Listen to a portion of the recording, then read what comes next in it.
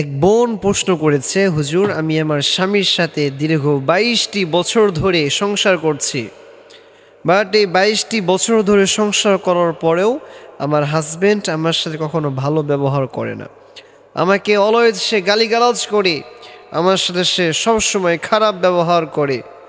এমনকি আমার স্বামীর আজ থেকে প্রায় ২ বছর হলো সে বিদেশে গেছে।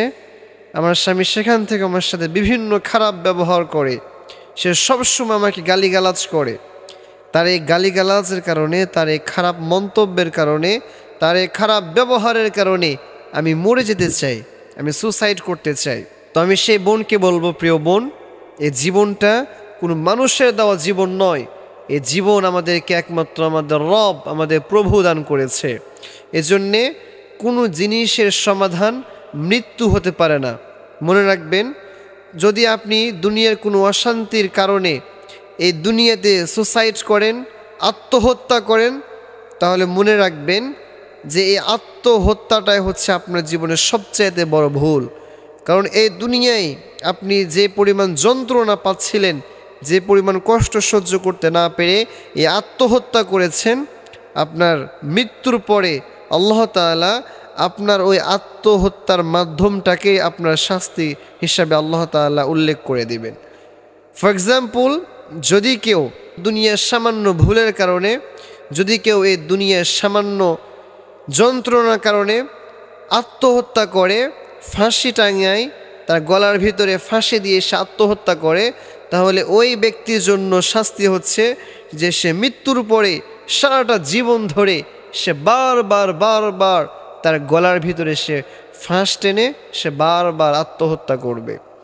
যদি কেউ এই দুনিয়ার জমিনে বিষ খেয়ে আত্মহত্যা করে, তাহলে ওই ব্যক্তির জন্য শাস্তি হচ্ছে ওই ব্যক্তিটাকে বারবার বিষ দেওয়া হবে এবং সে বারবার বিষ খাবে এবং সে ওই বিষে যন্ত্রণা ভোগ করবে।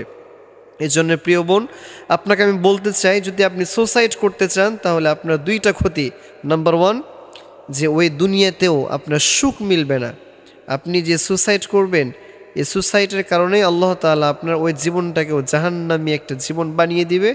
নাম্বার 2 হচ্ছে, আপনার এই জীবনে যে আপনার যে 2টা সন্তান আছে, এই 2 সন্তানটা সারা জীবনের জন্য সে তার মাকে হারাবে।